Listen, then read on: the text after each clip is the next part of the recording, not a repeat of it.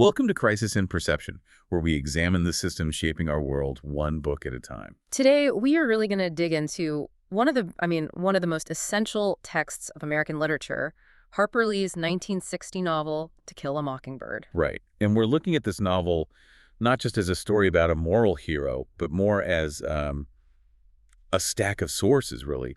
A blueprint that reveals the rigid, almost unforgiving social mechanics of a place like Macomb County, Alabama. Exactly. We're asking a structural question here. Our core question today is, structural. How do these deeply entrenched social, racial, and economic hierarchies, how do they dictate community behavior and even judicial outcomes, especially when they're faced with just overwhelming moral clarity? I think everyone remembers Atticus Finch as this, this moral compass. Of course. But if we only focus on his individual goodness, we miss the larger and I think more terrifying truth of the book. And what is that truth? It's the systemic blueprint.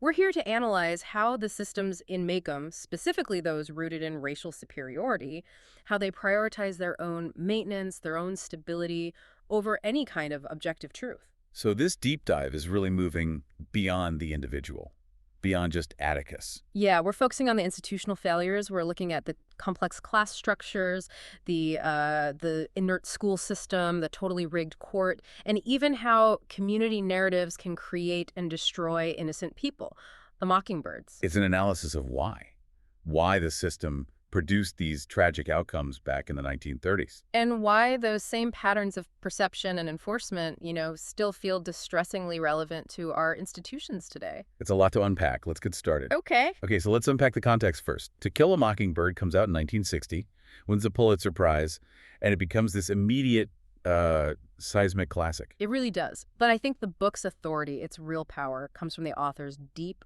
almost genetic knowledge of the setting she's writing about. You mean Harper Lee's own background? Absolutely. She was born in Monroeville, Alabama, which is, it's the undeniable inspiration for the fictional Macomb. So this wasn't an outsider's perspective. Not at all. This wasn't a story written by someone just observing the South from a distance. This was a deep excavation, performed by someone who was intimately familiar with all the social rules, all the unspoken contracts of that world. She wasn't just describing the town, she was describing her home. And the overlaps between her real life and the fiction, they're pretty profound, aren't they? It gives a character like Atticus Finch so much authenticity. It really does. Her own father, Amasa Coleman Lee, he was a lawyer, an editor, and he served in the state legislature. Just like Atticus. Just like Atticus. That background gave Harper Lee this firsthand insight into the inner mechanics of Southern law and politics, and that lends just immense weight to the courtroom scenes. So Atticus isn't just some idealized hero. No, his career path, this quiet, small-town lawyer who sometimes serves in the State House, even participating in that emergency session to reorganize the tax systems, that detail mirrors her father's influence so closely. It grounds the character not just in moral idealism, but in a deep, practical knowledge of the law and, crucially, its failures. And that knowledge is so important because of the setting. The book is published in 1960, right at the peak of the civil rights movement. But it's explicitly set much earlier. Right, in the mid-1930s, the absolute economic abyss of the Great Depression. Macomb is described as a tired old town, isn't it? A tired old town, yeah, where dust and poverty are just endemic, and you hear these little echoes of the era all through the book. Nothing to fear but fear itself was the recent slogan, and there are these occasional references to WPA jobs. Works Progress Administration. Exactly. It immediately roots us in this era of intense economic despair. And, when a community is struggling like that, economically, social tensions just get exacerbated. The need for a clear, defined outgroup becomes even more powerful for the people who are just barely holding on. So it's this critical, backward-looking gaze that makes it so powerful, publishing it just as the civil rights movement was gaining momentum.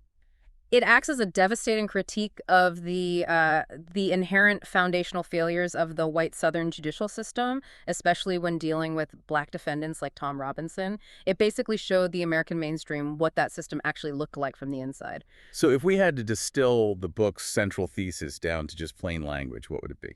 I think fundamentally, the novel argues that systemic prejudice distorts perception. Right. It makes justice totally impossible when the community consensus, which is built on this inherited racial and class superiority, is prioritized over demonstrable fact. And that's where true courage comes in. That's what Atticus teaches, right? Yeah. True courage is the willingness to confront that consensus, even when, with almost total certainty that you're going to fail. And that, of course, brings us to the title, to the central metaphor. Exactly. The mockingbird, this innocent creature that only provides good things, music, joy. It becomes a symbol for anyone who is vulnerable to this systemic cruelty. Like Tom Robinson. Or B. Radley. Both of them. It's a sin to harm them because they've done nothing but good. And that systemic failure to protect innocence, that is the real crime the book exposes. Let's jump into the social mechanisms of Macomb, because you really can't understand the trial without first understanding the town's its layered social geography. No, you can't. So let's start with what you call Macomb's rigid social tiers. It feels less like a democracy and more like a deeply entrenched caste system. It absolutely is a caste system, and it's layered by respectability, which is often independent of actual cash wealth. That's the key distinction, isn't it? It's not about how much money you have in the bank. Not at all. It's a place where social capital often outweighs financial capital. And we can, I think, clearly delineate 3 tiers of white society. Okay, so what's at the top? At the very top, you have the established families, like the Finches. They're educated, they're refined, they're related by blood or marriage to nearly every family in the town. They have the highest social standing, even though Atticus is relatively modest financially. It's their lineage, their roots. It's their lineage, yeah. Tracing all the way back to Simon Finch, the rich apothecary, that history gives them these unshakable roots in the community. And then below them, you have the Cunninghams. And I find them the most interesting class because they represent this kind of complicated integrity. They're fascinating. They're poor farmers from a place called Old Sarum, but they are fiercely respectable. They absolutely refuse charity. And this is where that Great Depression context just hits so hard. Because they could get help, but they won't. Right. The Cunninghams adhere to this incredibly strict ethical code. They refuse WPA jobs because, as Atticus explains to Scout, they're a set breed of men. They value their self-sufficiency and their freedom, including the freedom to vote as he pleased, more than any handout. They'd rather go hungry than accept government assistance that might compromise their independence. And the detail about how they pay Atticus for his legal services is so crucial to understanding them. It's perfect, isn't it? They don't pay in cash because they don't have any. They pay in kind. They pay in barter. Hickory nuts, stove wood, a croaker sack full of turnip greens. It's a payment that validates Atticus's work while preserving their own dignity. It's a contract between equals, just with a different form of currency. Now let's contrast that principled poverty with the third tier, the Yule. Oh, the Yules.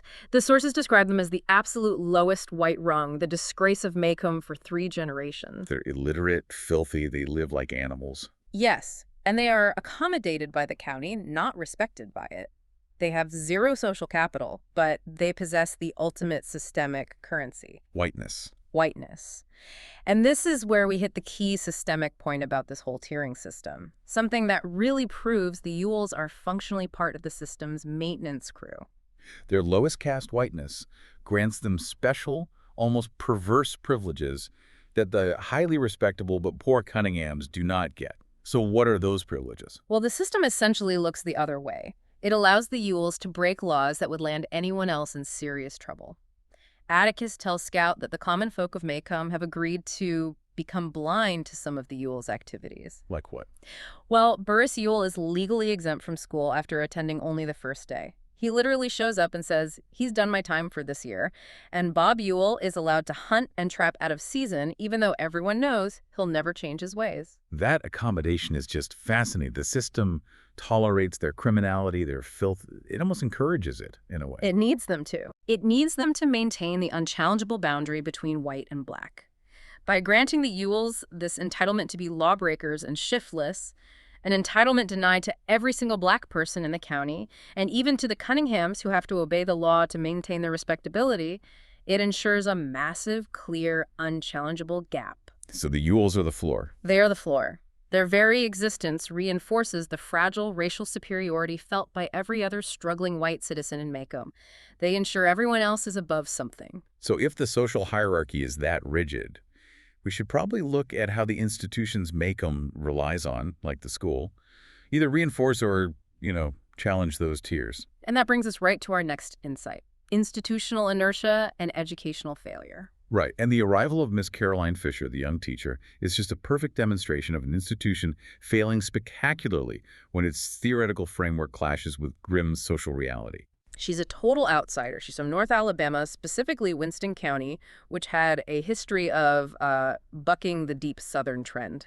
So she comes in with these abstract, almost Northern-influenced teaching methods. And she tries to impose these new ideas, like the stories about talking cats and this confusing Dewey Decimal System for reading cards. And it clashes violently with the survival-based, practical local culture of Macomb. She makes these immediate, profound cultural missteps. The first one is with Scout. Immediately, she punishes Scout for already knowing how to read, tells Atticus he needs to undo the damage. She sees local, independent learning as an institutional threat.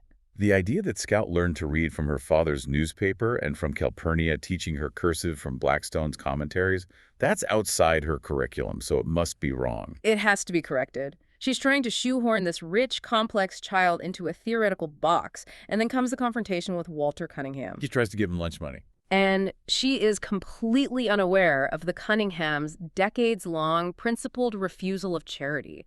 She tries to shame him for something that is, to him, a point of honor. The irony is just so sharp it hurts. It is.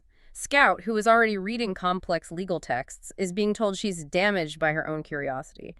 Meanwhile, the school system is so irrelevant and ineffective that the Yules are legally exempted from attending at all. The institution is designed for a theoretical, middle-class student. Which makes it worse than useless for the actual children of Macomb who need practical knowledge to navigate their world. Scout says she feels cheated out of something. And she is. She's cheated out of a school that understands and respects the practical realities of her life. And that leads us, it has to the ultimate crucible of the novel's critique. The legal system. The legal system as a tool of social maintenance. The court in Macomb is not designed to find empirical truth or justice. Not at all. It is designed solely to uphold the existing social contracts and, above all, the racial hierarchy. We have to spend some time on the physical facts of the case, because Atticus lays them out so clearly for the jury, and yet they're just ignored. The evidence is overwhelming. Tom Robinson has a physically useless left arm. It was caught in a cotton gin when he was a child. And Mayella Yule's injuries. The bruises, the cuts, the black eye, they are all on the right side of her face. Consistent with a beating from a left-handed assailant. And Atticus demonstrates that Bob Yule, the father, is left-handed. He's the only person who could have inflicted those injuries. He successfully dismantles the entire Yule testimony, revealing Mayella's heartbreaking confusion and her shame. But the truth just doesn't matter. Not when it conflicts with the established social order. No. The system demanded a verdict that protected the sanctity of a white woman's word, regardless of her character, against a black man's demonstrable innocence. What's so fascinating about the jury, though, is the small crack that appears in the system's facade. Right. Atticus notes that the jury, which is composed mostly of farmers, takes considerable wearing down. They debate for several hours, which is unusual. The usual is just a few minutes. Which suggests one of them was fighting it. It heavily implies that one member, almost certainly a Cunningham, wrestled with his conscience. That struggle is a moment of individual moral potential, but it ultimately fails. It does. The key systemic point is that the incentive for that jury is fundamentally conservative. Protect the underlying racial hierarchy. To acquit Tom Robinson would not only insult the Yule family, the lowest white caste, but it would destabilize the entire system. It would establish black innocence as a legal fact that could challenge white testimony. And that's a bridge too far. The juror ultimately surrenders to systemic pressure. And this just reinforces the bitter truth Atticus knew from the very start. He was licked 100 years before we started. The system's primary function is stability and hierarchy, not abstract justice. Shifting gears a little, let's move to the narrative of the outsider. We call it the Boo Radley effect. This is about how fear and social isolation are powerful systemic tools. They're used to create these malevolent community narratives that reinforce conformity. And Boo Radley is the walking example of this. He is. He's mythologized entirely through fear and sensational gossip, fueled mostly by the neighborhood scold, Miss Stephanie Crawford. She's the one who claims he drove scissors into his father's leg and eats raw squirrels. Exactly. And the source of the mythology isn't just some alleged past crime. It's the Radley family's complete and total isolation. They just didn't participate. They did not go to church, Macomb's principal recreation. Their isolation itself became an unforgivable predilection in Macomb. That refusal to participate gave the community a blank canvas. A canvas to project all of its anxieties onto. And Atticus gives us the deep systemic analysis here. He tells Jem that Mr. Radley created a ghost through other ways of making people into ghosts, implying psychological control, isolation, suppression, things far more damaging than literal chains. So the community needs the Boo Radley narrative. Yeah. It needs it to define what's normal and what's scary. It provides a safe, gothic distraction from the real dangers. And this is the key systemic point. The phantom narrative diverts attention from the real, immediate dangers operating in plain sight. And the real danger is Bob Ewell's internal domestic cruelty, the implied incest and abuse of Mayella. That is far more destructive than anything the reclusive Boo Radley ever did. So the community gossips about the phantom across the street while ignoring the literal violence next door. Precisely. And Boo's quiet benevolence, the gifts in the knothole, the blanket he puts on Scout during the fire, and ultimately him protecting the children, it directly contradicts the public narrative. It reveals the community's own massive failure of perception. We're constantly reminded of the gap between public rumor and private truth. The things that happen to people we never really know. Okay, finally, let's explore our last core idea, the systemic hypocrisy of moral outrage. This deals with the mechanisms Macomb uses to externalize its conscience and avoid local conflict. This scene, set during Aunt Alexandra's Missionary Society meetings, is just a masterclass in performative morality. You have the White Ladies of Macomb, and they are intensely focused on the distant suffering of the Marooners tribe in Africa. Yes, they express horror at their sin and squalor, and they raise money for the saintly missionary, J. Grimes Everett. Why the Marooners? Because their suffering is geographically distant, it's historically abstract, and helping them requires absolutely no risk to the local power structure. It is intellectually safe. It allows them to feel Christian and compassionate without doing the dangerous work of confronting their own immediate local prejudice. But the moment the conversation turns to local issues, the mask slips. In the very same breath, they discuss Tom Robinson's conviction with shocking callousness. Mrs. Merriweather, who is the most vocal proponent of saving the Marooners, starts complaining about sulky darkies being dissatisfied after the trial. and she indirectly criticizes Atticus for stirring them up by defending Tom with too much vigor. The audacity is just astonishing. She's condemning distant injustice while actively complaining about the one person in town who is trying to fight local injustice, her own neighbor. So the key systemic point here is that this moral externalization is a necessary defense mechanism. It is. It's for the comfortable self-deceiver. It lets them feel morally superior without engaging in the system-challenging work of addressing immediate local inequality. It's an insulated form of performative empathy. Until Miss Maudie calls them out. And she does it so perfectly when she challenges them by asking if Atticus's food doesn't stick going down while they criticize him. She's directly pointing out their complicity and their moral cowardice. That detailed geography of Macomb shows us all the pieces. Now let's try to map out how these pieces interact and function as a system. Okay. We need to identify the key actors, their incentives, and the feedback loops that keep this society running in what is really a destructive circle.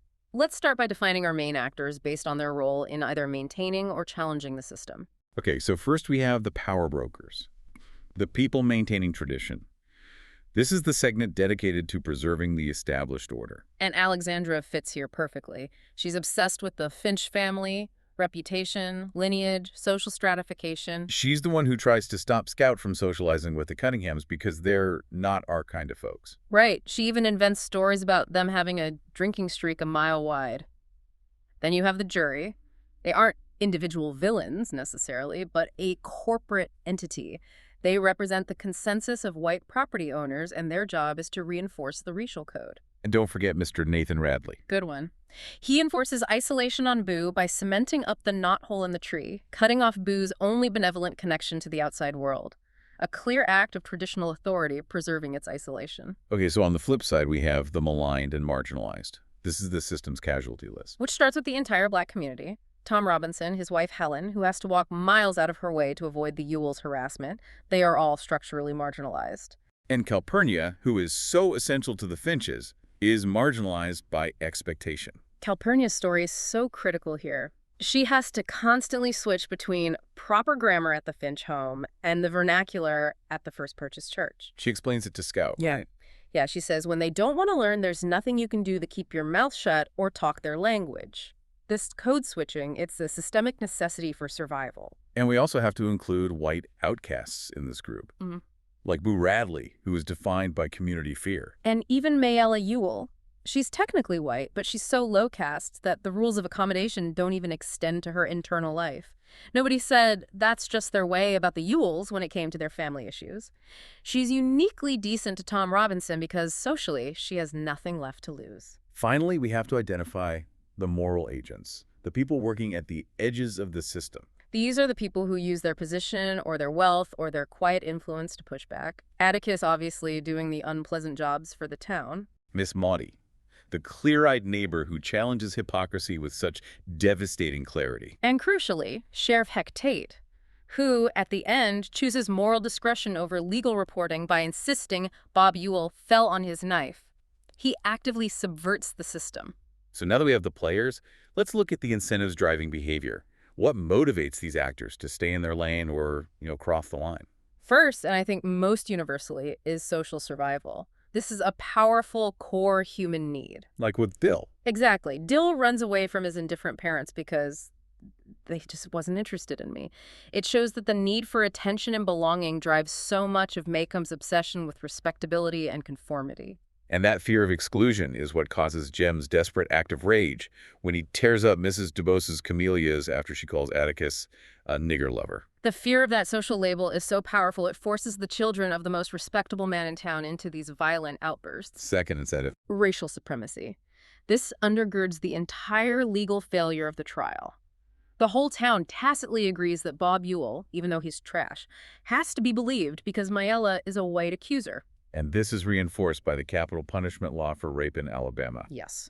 The system grants Bob Ewell this intrinsic, unassailable value simply for the color of his skin, a value that is completely denied to Tom Robinson, regardless of his moral character. This is the ultimate system protection. And third, there's the incentive of avoidance of conflict. This is what causes systemic apathy, right? Completely. Why do the stout Macomb citizens avoid jury duty?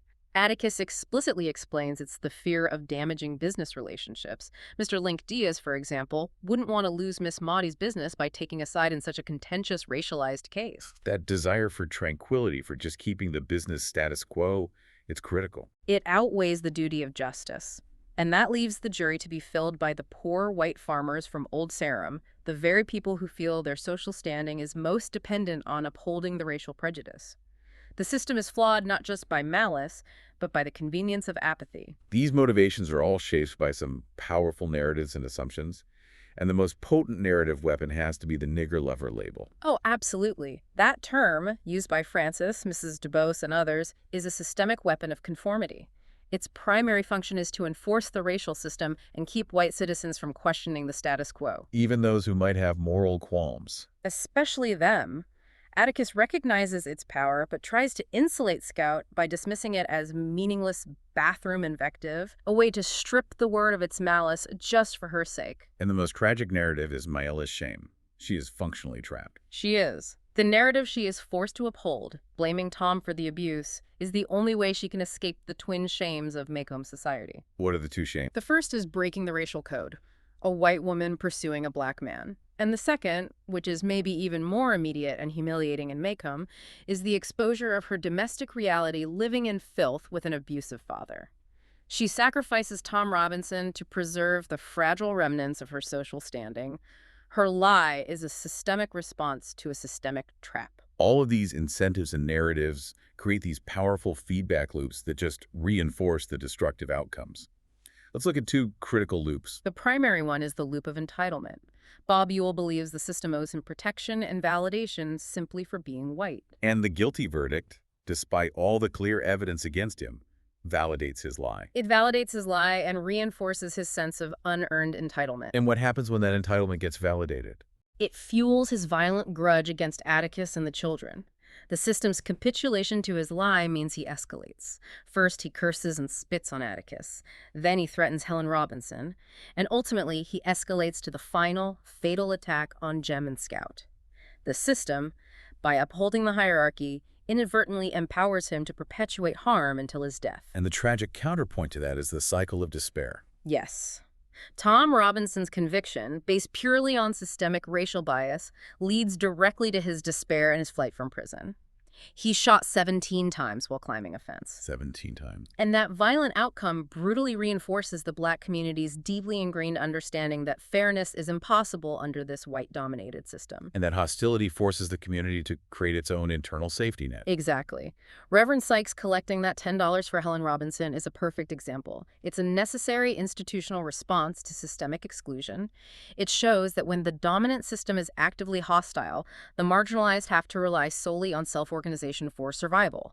When we look at Maycomb through the systems lens, we realize we're seeing the blueprint for so much modern inequality and institutional failure. It's chilling. It really is. So it's critical to connect Maycomb's mechanics to our present day, starting with institutions and the two standards of justice.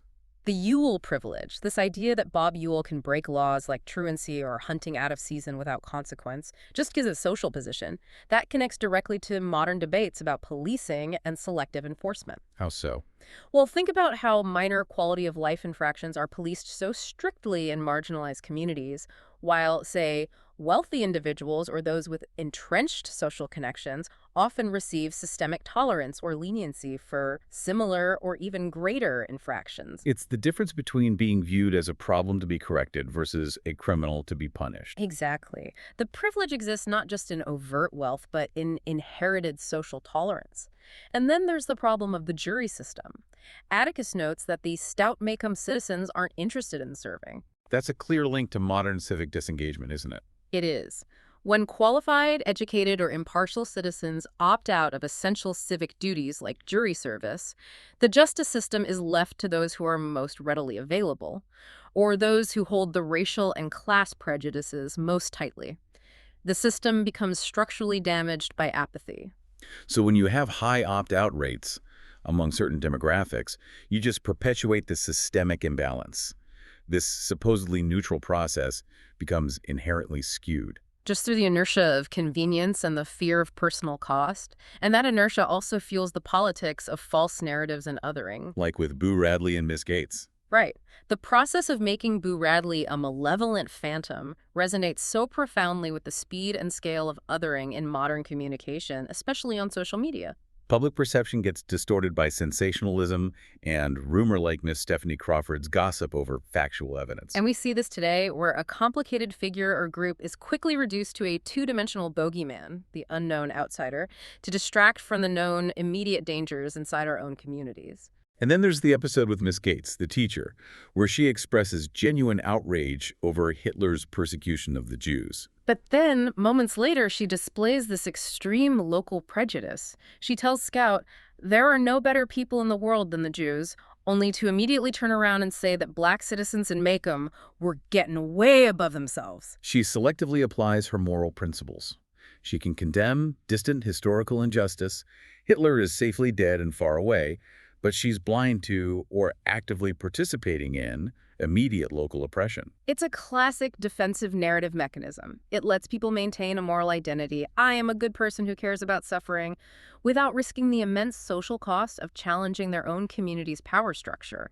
They outsource their conscience. The final implication here relates to hidden labor and necessary deceit, which we see so clearly through Calpurnia. Her required linguistic code switching is such a profound insight into navigating hostile systems. It's not just an inconvenience for her. No, it is exhausting, invisible, emotional labor.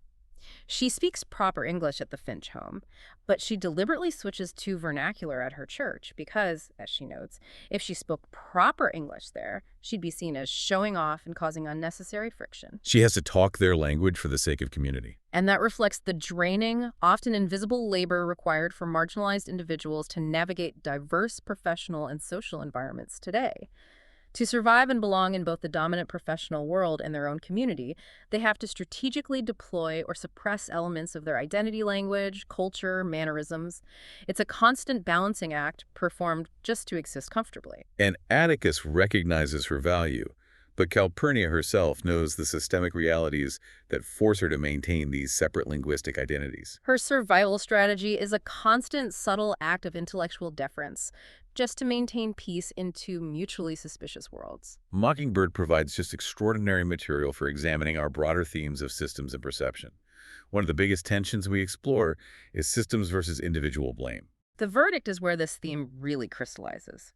Jem, seeing the overwhelming evidence dismissed, he views the outcome as an individual failure. It ain't right, he says, raging at the injustice of the men in the jury box. But Atticus steps in and explains that the failure is structural. Exactly. He explains it's the deeply entrenched system, the law, the structure of the jury, the deep-seated prejudice of the community that determined the outcome. The result was predictable, not just tragic. And this structural understanding leads to the final, really complex ethical choice made by Sheriff Hecate. He decides Bob Ewell fell on his knife. He chooses to lie to protect Boo Radley. It's a fascinating moment of moral tension. Doesn't that fundamentally undermine the very rule of law that Atticus spent the entire trial upholding? Does a single moral choice justify systemic legal deceit? It's a paradox, isn't it? Atticus defends the law rigorously in the courtroom. But Hecate argues that in this fundamentally flawed system, hauling Boo Radley, a traumatized reclusive Mockingbird, who only acted benevolently into court even as a hero, would be a sin. It would be the equivalent of killing a mockingbird. So it shows the limits of formal justice. It does. Moral protection, Hecate decides, requires actively intervening against the standard procedure of the law when the system itself is deemed too cruel or insufficient to protect the innocent. He performs an act of higher, personalized justice outside the formal structure. Another powerful theme here is power hidden inside neutral processes. Atticus appears to be just doing his professional duty. But Miss Maudie recognizes that he is performing the town's unpleasant jobs because of a collective decision by the power structure. She explains to the children that others were unwilling to risk the personal cost. She says that if they did what Atticus was doing, it might lose them a nickel. And that phrase is just devastating. It means that power resides not just in those who actively oppress, but also in those who benefit from the status quo tranquility, social standing, business success, by remaining silently complicit. They outsource their moral risk to Atticus, who is financially secure enough to absorb the hit. Right. The town wants to maintain a veneer of decency, so they need someone to perform the necessary moral acts, but they will never risk their own comfort or capital to do it themselves. Finally, let's look at moral narratives embedded in institutions. We saw the court as a hostile institution. But the First Purchase M.E. Church provides an alternative institutional narrative. Unlike the county courthouse, which failed completely, the church provides a safety net. Absolutely. The church's strict requirement for a specific collection amount, Reverend Sykes insisting, nobody leaves here till we have $10 for Tom Robinson's wife. That is a necessary institutional response to systemic exclusion. They organize their own safety net when the dominant system fails completely, forcing every single member to contribute to the collective survival. And their method of worship, the lining of the hymns without hymn books because few can read, that's a deep communal act. Born of necessity and poverty, and it reinforces their internal strength and unity in the face of external hostility. It's a narrative of resilience, embedded in their very form of worship. So when we step back, what does To Kill a Mockingbird really help us see differently? I think it shows us that a system of segregation and prejudice is sustained not just by overt hatred, but by far more insidious forces. Comfortable self-deception, like the Missionary Society, and the community's prioritization of social stability, like the Ewell accommodation over moral truth. It teaches us to look past superficial respectability and identify where power truly lies. In consensus, in silence, and in institutional inertia. And why this perspective matters today is that it forces you, the listener, to confront the idea that in a prejudice system, just being a good person is not enough. It's insufficient. Atticus Finch is the definition of a good man, but he has to act outside of his own self-interest. He has to accept immense social consequences, being cursed, spat on, having his children attacked, just to uphold basic principles. True morality in a flawed system often demands dangerous confrontation, not quiet contemplation. And the ultimate question the book raises, the one that connects the courtroom tragedy to the hidden heroism of Boo Radley, is about the definition of justice itself. The most moral act in the entire book protecting Boo Radley requires the local law, Hecate, to lie and disregard legal procedure. Declaring Bob Ewell fell on his knife. Right. So does this suggest that when a system is fundamentally and irrevocably flawed, true justice is achieved only through strategic subversion, through protecting the innocent, the mockingbirds, from that very system? If the law can't be trusted to protect innocence, then moral agents have to step outside the law to achieve a higher justice. That makes Hecate a necessary system defier, just as Atticus was a necessary system challenger. That's a challenging idea to sit with, especially when we consider the power of institutions today. There really is. This deep dive was based on the landmark work of American literature, To Kill a Mockingbird by Harper Lee. We encourage you to seek out and read the book yourself to appreciate the nuance and depth of Harper Lee's storytelling. Support the author if you found the ideas valuable, or check your local library for free access. For a shorter visual overview of this topic, see the mini explainer linked in the description. If you enjoy this kind of systems-level analysis, please like, subscribe, and comment with books or topics you'd like us to explore next.